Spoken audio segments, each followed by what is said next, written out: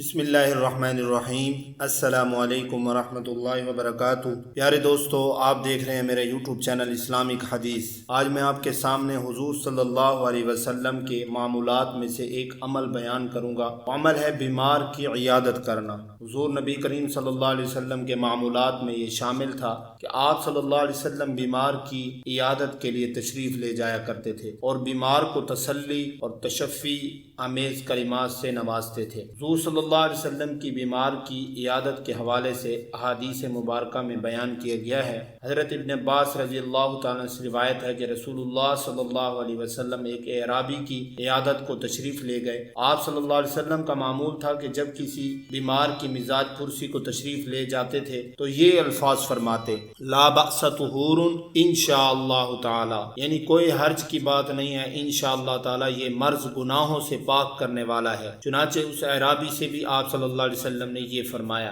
اسی طرح حضرت ابو سعید خدری رضی اللہ تعالیٰ عنہ سے روایت ہے کہ رسول اللہ صلی اللہ علیہ وسلم نے فرمایا: تم جب مریض کی عیادت کے لیے جاؤ تو موت کے بارے میں اس کا رنج و غم دور کرو، اگرچہ اس سے اس کی موت کا وقت نہیں ٹال سکتا لیکن اس کا دل خوش ضرور ہو جائے گا۔ اسی طرح حضرت انس سے روایت ہے کہ ایک یہودی لڑکا حضور صلی اللہ علیہ وسلم کی خدمت کیا کرتا تھا۔ ایک مرتبہ وہ بیمار پڑ گیا تو آپ صلی اللہ علیہ وسلم اس کی عیادت کے لیے تشریف لے گئے۔ حضور صلی اللہ علیہ وسلم اس کے سہرانے تشریف فرما ہوئے تو اس کو اسلام کی دعوت دی۔ وہ لڑکا اپنے باپ کی طرف دیکھنے لگا جو کہ قریب ہی موجود تھا۔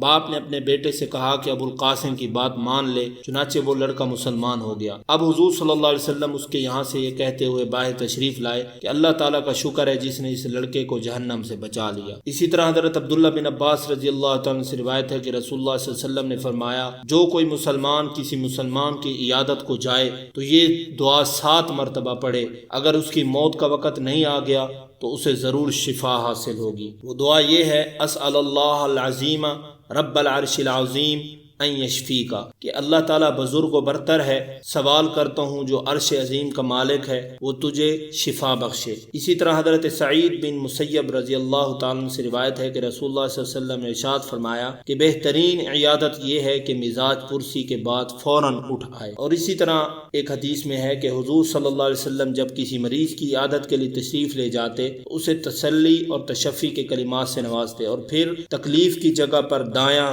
ہاتھ مبارک رکھ کر اس پر پھیر دیتے اور یہ دعا پڑھتے کہ یا اللہ اس تکلیف کو دور فرما، اے انسانوں کے رب اس کو شفا عطا فرما، تو ہی شفا دینے والا ہے، تیرے سوا کسی سے شفا کی امید نہیں، ایسی شفا بخش کے مرض کا نام و نشان نہ رہے۔ اسی طرح حضرت عمر فاروق رضی اللہ تعالیٰ سے روایت ہے کہ حضور نبی کریم صلی اللہ علیہ وسلم نے فرمایا: جب تو بیمار کے پاس جائے تو اس سے یوں کہے کہ تیرے لیے یہ دعا ہے، اس کی دعا فرشتوں کی دعا کی مانند ہو جاتی ہے۔ اسی طرح حضرت علی رضی اللہ تعالیٰ فرماتے ہیں کہ میں نے رسول اللہ صلی اللہ علیہ وسلم کو یہ ارشاد فرماتے ہوئے سنا کہ جو مسلمان کسی مسلمان کی صبح کو عیادت کرتا ہے تو شام تک 70,000 فرشتے اس کے لیے دعا کرتے رہتے ہیں، اور جو شام کو عیادت کرتا ہے تو صبح تک 70,000 فرشتے اس کے لیے دعا کرتے رہتے ہیں اور اسے جنت میں ایک باغ مل جاتا ہے۔ تو یہ تھے آپ صلی اللہ علیہ وسلم کی بیمار کی عیادت کرنے کے معمولات۔ اللہ تبارک و تعالیٰ سے دعا ہے اللہ تعالیٰ ہمیں بھی آپ صلی اللہ علیہ وسلم کی اس سنت پر عمل کرنے کی توفیق نصیب فرمائے،